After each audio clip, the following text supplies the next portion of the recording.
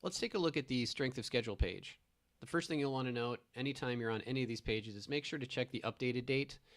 We update all our rankings and our ratings every Tuesday around noon Pacific, so you'll want to check the date to make sure that you're looking at the most current data.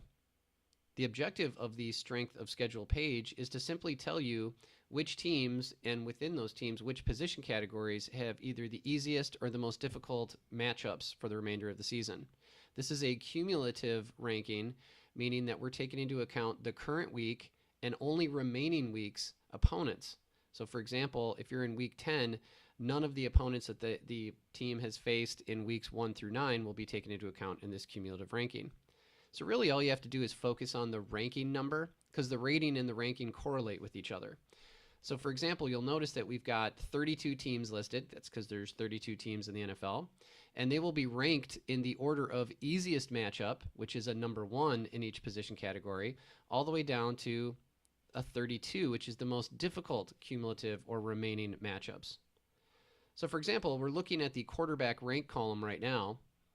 At the time of this recording, this tells us that the Buffalo Bills have the easiest remaining schedule from the current week all the way through week 16. Conversely, it tells us that at the time of this recording, the Indianapolis Colts have the most difficult remaining schedule from the current week to week 16 on their schedule.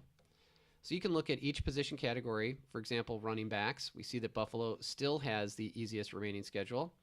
And then you can look down here and you'll see that Washington in this case has the most difficult remaining schedule. And it's not all about the top and the bottom, although you do want to focus on the teams that have top 10 remaining schedules if you want to acquire them and maybe get rid of or not get too excited about starting some of the teams that are in the bottom 10. These do get updated on a weekly basis, so we urge you to come back and check to see how things have changed as the week goes on.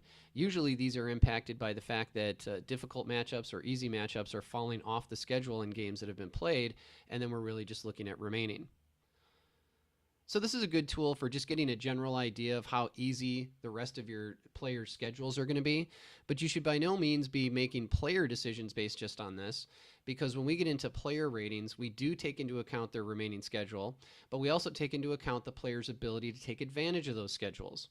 So when you're looking at this page, this is purely about teams and the position categories on those teams. If you really want to know about the players themselves, go look at the player rating or the player's rest of season rating.